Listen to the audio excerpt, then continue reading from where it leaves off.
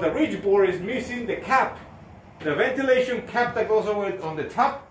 That ventilation cap is designed for the hot air to get out, to escape, by the water not to come in. This is what we have right now. An entire house to be remodeled. We need to make sure that it looks fine inside and outside. And we have a ton of work that we need to do in the inside. So follow me and I show you what we're gonna do. All right, let's stop for a second. We are dismounting all the beater board over here, and we start uncovering all the issues that you can actually find when you are remodeling your house or when you're flipping a property.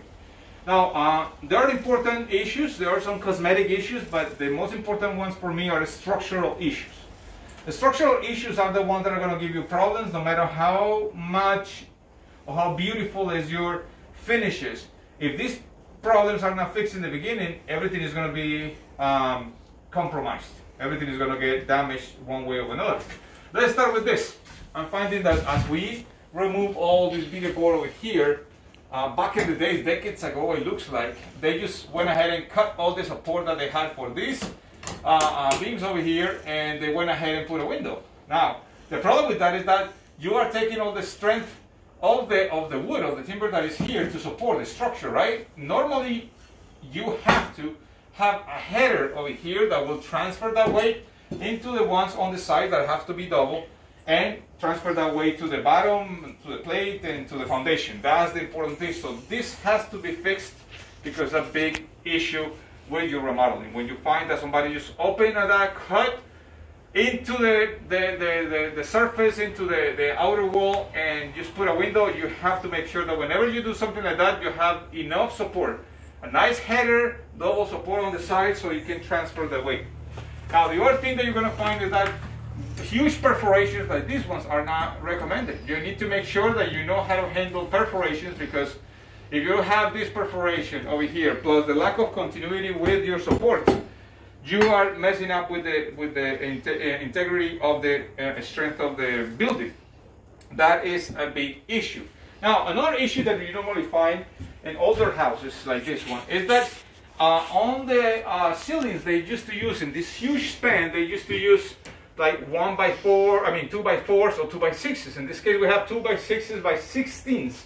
And the problem is that by being so long for so many years, they actually become convex.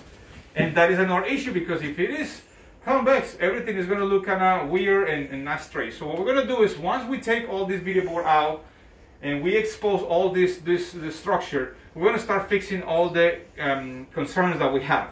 When you open a wall and you call for inspections for electricity, an inspector is going to call you out for the problems that you have in your structure, right? So be prepared that whenever you call the inspector is going to come and take a look at your plumbing. Plus, if they see an issue with your structure, you have to do that stuff, because they're not allowed to just let you pass that thing without any issue. If they see that situation and something happens in the future, they have to sign saying that everything is fine in the structure. And obviously, if it's not fine, they're not going to give you a signature. You're going to fail an inspection. So that's something important you need to consider whenever you're doing these things. Now, with this beater board, I'm doing some cool furniture in the short future, and I encourage you to look at the video. You have to start by taking it out from the top to the bottom, because this is where we have that little tongue, and it's easier to remove like that. It comes out in one nice piece, and it can be used for other purposes. So I'm going to show you in a moment other important tips whenever you're doing this thing. Oh, and before anything, we actually start uncovering these things. There are a lot of wires that are live, but they were just kind of hanging in there behind the wall. Whenever they were doing these things, I don't know how they were wiring this property, but they were just leaving all these wires exposed and cut and live. Those are the things that cause normally fires in properties. So you want to make sure that whenever you have any type of electrical work, those junction boxes are exposed, that you can see them either on your ceiling, on your wall. You have a plate that is going to cover it, but don't leave junction boxes hiding, or cables that I just cut hiding on the walls. That can give you a lot of issues. We found this window over here. We're going to go ahead and open the window, make sure that it works again. But if you notice, we have an issue with a header over here. Look what we find over here. These are wires that are probably live, and they're just kind of hanging there because they couldn't find ways of using it. So we have to put a header, and I'll show you in the future how it is. But in a moment, I'm going to show you something important that you have to remember. as we continue with our demolition, pretty much we have everything uncovered. And we start finding a whole bunch of issues that needs to be fixed before we continue with any type of remodeling, any type of cosmetic. The first thing, if you look all the way up, you're going to find that the ceiling or the roof itself, the ridge board, is missing the cap, the ventilation cap that goes over on the top. That ventilation cap is designed for the hot air to get out, to escape, but the water not to come in. And as you see, it may be that they, at one point they had it and the wind blew it off, or they never put it, or whatever. But one thing that I knew is that water was damaging the ceiling. So probably they fixed the roof, but they never put that cap. And I'm going to show you that cap later on, obviously, in another video. All right. So now you see this gable over here, and that gable, the issue with the gable is that the load is on these studs that you see here. But in order for us to fix this header over here, we need to make sure that first, obviously, we're not taking this out because this was live there, and now we suspended the power to this area of the house, but you're not supposed to leave this like that.